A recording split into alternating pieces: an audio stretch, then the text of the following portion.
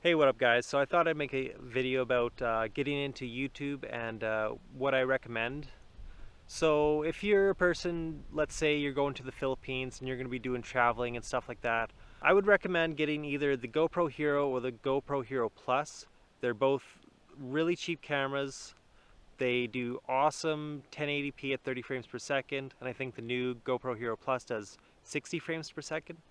And these are awesome little cameras for the price, and it beats out the other cameras for battery. And if you're not going to be doing lots of big edits and lots of slow motion and stuff, it's kind of pointless having a black or a silver if you don't really need that super nice quality. The reason why I say go with the cheaper GoPros is because I really recommend people go with a cheap GoPro and a nice either point and shoot or a DSLR camera. So for point and shoots, I would recommend, if you don't want to spend too much money, I'd recommend the S120 Canon, and that's a really nice little point and shoot that many vloggers have used in the past, like Fun for Lewis, Mr. Ben Brown, Casey Neistat. All these guys have used these cameras in the past and had great results. They're really nice point and shoot cameras, and they're pretty cheap now. But now they have 1-inch sensor point and shoot cameras, and that just way better quality than those cameras. And you can get, I think, the Sony RX100 now for around $400. So it's almost the same price as the Canon S120, but way nicer picture quality. So I would kind of recommend going with the Sony. It's a really nice camera. You can get awesome picture quality out of it, and it's almost DSLR quality out of it because the sensor's so big.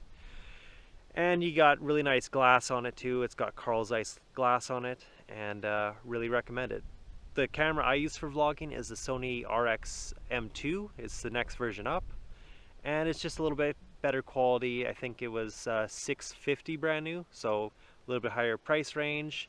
They also have the 3 and the 4 now. The 4 is, I think, $1,200, so it's a little bit pricier, but you have crazy slow motion ranges on it, and you can also shoot 4K right out of the camera. So really worth the money if you do want to spend a lot on a really nice small camera. Then I would recommend the Sony RX M4, but it's a little pricey to be taken to the Philippines and stuff because stuff breaks, right? So what I recommend for the DSLR cameras is I would definitely go with the Canon T3i or the Canon T5i.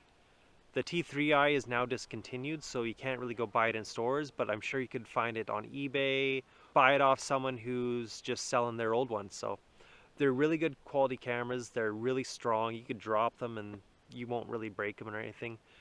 They're even the kit lens that comes with it, it's really good, and you'll learn 10 times more about filming and photography if you get a DSLR camera compared to just a point and shoot or a GoPro.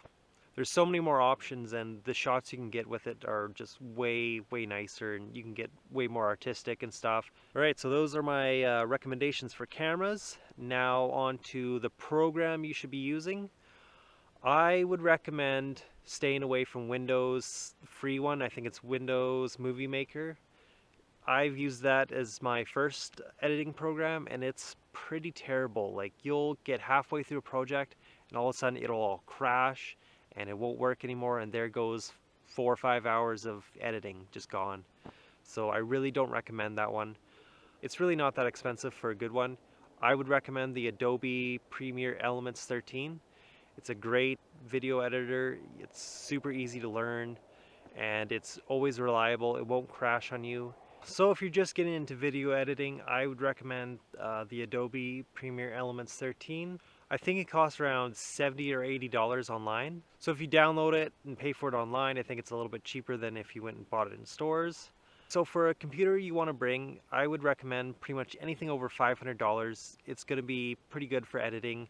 Nowadays it seems like every computer can handle video editing pretty good. So if you're not doing anything too crazy, you can use a cheap computer. If you want to get into really big edits and you want to have it done fast, then maybe looking then maybe look into getting a really nice Ultrabook or something like that, or just a nice gaming laptop.